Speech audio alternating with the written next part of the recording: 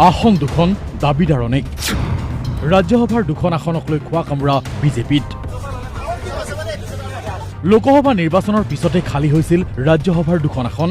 আৰু দুখন আসনক লৈ এতিয়া বাজপেয়ী ভৱনত নিমিলা অংক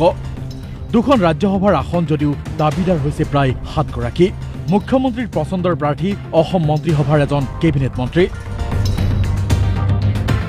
বাজপেয়ী ভৱনৰ খবৰ মতে মুখ্যমন্ত্ৰী হিমন্ত বিশ্ব শৰ্মাই বিচাৰিছে চন্দ্ৰমোহন পাটোৱাৰী হ'ব লাগে ৰাজ্যসভাৰ প্ৰাৰ্থী প্ৰাৰ্থিত্বৰ দৌৰত আছে দীপ্লুৰঞ্জন শৰ্মা বিজেপিৰ ৰাজ্যিক সাধাৰণ সম্পাদক যুৱ নেতা দীপ্লুৰঞ্জন শৰ্মা পিছে ৰাজ্যিক নেতৃত্ব তথা মুখ্যমন্ত্ৰীয়ে বিচাৰিছে দীপ্লুৰঞ্জন শৰ্মা হ'ব লাগে উপ নিৰ্বাচনত বিজেপিৰ সামগুৰি সমষ্টিৰ প্ৰাৰ্থী লোকসভা নিৰ্বাচনত টিকটৰ পৰা বঞ্চিত হোৱা দুই নেতাও আছে ৰাজ্যসভাৰ দৌৰত তেওঁলোক হৈছে প্ৰাক্তন কেন্দ্ৰীয় মন্ত্ৰী ৰামেশ্বৰ তেলী আৰু ৰাজদীপ ৰয়